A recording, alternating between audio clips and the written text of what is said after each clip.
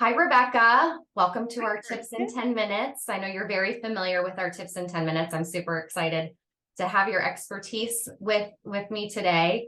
I think most everyone knows who you are, but if you want to introduce yourself, just in case there's a few people out there that don't know you. I'm sure there's one or two. Hi, I'm Rebecca Sims, Executive Vice President of Operations at WriterGirl. Yes, and we're so happy to have you. So you'll notice probably that we have playgrounds in our background, which is on purpose. So we'll get to that point here quickly. About a month or two ago, Rebecca and her team delivered some training here at WriterGirl about AI. What is it? How are we going to use it? What is our stance with AI? How are we using it internally? How are we using it with clients? And she delivered this really creative, thoughtful lunch and learn with our entire team. And I was really inspired by one of the things that she said, and I want to share that first to kick us off. And she said that curiosity is our playground. As a WriterGirl core value, curiosity is the park where bravery and vulnerability team up for pickup games with trends and innovations. Tell me more is our coach. Winning means facing discomfort, new opponents, and embracing new teammates. So I thought that was such a perfect analogy of what we're entering into with this new tool and this new technology and just this new access that we have with AI. So with that in mind, I thought Rebecca could share with us, if you could share with us, what are some of kind of the rules of the playground, since a lot of us are just entering the playground for the first time, maybe spending a minute or two or an hour or two or a day or two here. What are some things that we should keep in mind as we visit this playground of AI? Well, thank you, Kirsten. Thank you for having me, and thanks for asking that question. To go back to the teamwork, I have to give a shout out to Dama Eubank and Hannah Barker on our team, who did a tremendous amount of work pulling together and delivering part of that initial presentation. But when you ask about the rules of engagement for the playground, I love that because I mean, almost no one's talking about AI, right? Like there's nothing out there about Yeah, it. we're really bringing some new information together. That's right. So along with the bravery and the vulnerability, like, there's a lot of stuff during this hype cycle about, is it taking everybody's job, or are we all humans are useless or whatever? It's important to keep an open mind and approach with curiosity and bravery. But I think you said something during a conversation that really resonated with me. And I would say, as you explore AI, I'm sure everybody's starting to dip in and play around with it.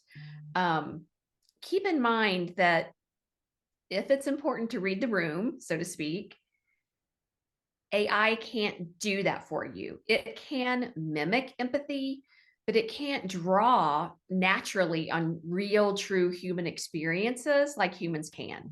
And I'm probably not the first to say that either.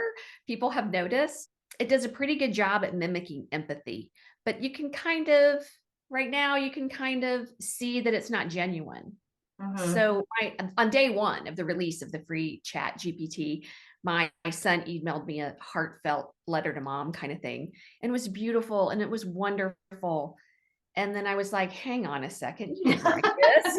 Like, Yeah. on some level, I could see through that it wasn't Yeah. quite authentically his voice, Yeah. although it's really, really close. So I think that's something to keep in mind, that there's a limitation there. It can do a fairly good job of, following when it prompts to be warm or to be genuine, but it can't actually be those things in a way that a human being can't. So it's almost like, if you need to read the playground, or really understand kind of the dynamics that, that's something too that AI can't necessarily do, is doesn't really have that human experience. I've never been to a playground before. What am I going to experience, Yeah, exactly. And to go on with the if, ands, or buts, I would say, and be mindful of the accuracy or potential lack thereof, because what AI is doing, as a lot of us probably are learning, it's curating everything from the internet. And that could come from anywhere. And that is where you hear that AI can hallucinate or say things that aren't true. It's because there's just so much information and it can gather from anywhere. So it's really, really important, if you are going to prompt it, to prompt it to use specific resources so that you can have some input there, or to make sure you're fact checking it on the back end, because just because it's on the internet doesn't always make it true. So just be really mindful of getting the most accurate information, and think about whether AI is going to be a time saver for you and a good partner. We like to think of it as a good brainstorming partner or assistant, Mhm. but that it's not going to replace the need for that fact checking, the need for accuracy, the need for an editor's eye or a writer to smooth things out and polish and make sure everything is empathetic, on Mhm. brand, um, accurate, and has been completely vetted, checked, etc. So it's almost like we hear that expression, there are no ifs, ands, or buts about it. And in the case of AI, there is only ifs, ands, or buts about it. And so if you need to read the room and if it needs to be accurate, and the final one of but, also have some fun with it, right? I mean, know that it's a teammate and a companion in the work that you're doing. And I think is really important to remember it's not replacing anyone, but that it's really a collaborative tool that supports everyone's efforts and what they're doing. So I think that's great. Thank you for sharing that. Absolutely. Our team has had a tremendous amount of fun Yes. exploring it and learning on our own what could it be good at and what we Right. may not want to use that for. Yeah. Which I think kind of leads to the next question too. Like, what is it good at? And then what, is it maybe not as useful for? And so I was curious to hear from you, like, as you think about our business and being our EVP over operations and thinking about, what sort of like trends or insights or behaviors are you looking for on this playground to help inform our business going forward? What are some of the things that you're paying attention to? Oh, so much, Kirsten, because it changes. There's so much new information, and we're all being inundated with it in regards to AI. For every 1 to 5 articles you read about how it's coming for you next, or Right. replacing us, you'll see the backlash of that, where there's all kinds of content on social media about AI can write your resume, AI can do whatever you think Right. it can do it. On the other side, it's like, okay, now corporations are making sure to check to make sure resumes haven't been written by AI, or universities have been scanning papers to make sure they're not produced by AI. So where do we meet in the middle? What is this middle ground? What is the adoption rate like Mhm. for our industry, since we're specific to healthcare? We might be a little bit more cautious because it is a nuanced um, area where there's a real need for accuracy. So it doesn't mean that there's not a place for AI. It just might be different. It's different in content than it applies to AI. Maybe helping you schedule your emergency room staff. That might be tremendously helpful. Mhm. But when it comes to content, do we still have that time for the sensitivity, the fact checking, everything we've mentioned before? Mhm. And we're really curious to see how other industries are adopting it and adapting to it. And Mhm. I think just getting to know each other. At WriterGirl, our values are empowered, curious, kind, and fun. So I would say be kind to each other on the playground.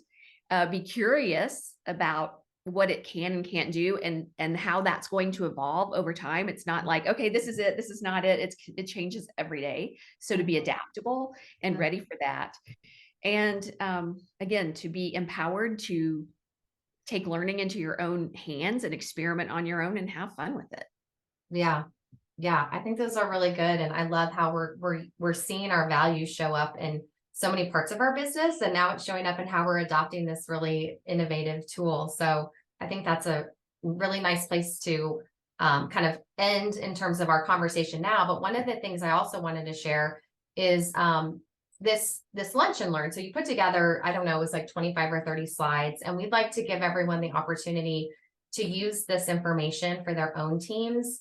Of course, we'll modify it a little bit, but certainly if you would love to receive Rebecca's slides that she put together for our own team, we won't deliver it. You can use it as you need to we'll have a link in after this recording for you to sign up to receive them. So you can use whatever content helps your team, pull out whatever slides might help for your own lunch and learns, your own training. But again, I just think there's some really good nuggets in there that are probably by now maybe some good reminders, but really good tools and references in terms of how to use it, especially for healthcare communicators and what it means in our particular space. So I look forward to continued playfulness on our playground with with our own team and with all of our clients and within the industry. I think we're in for a lot of fun. So thank you so much for sharing your experience and expertise.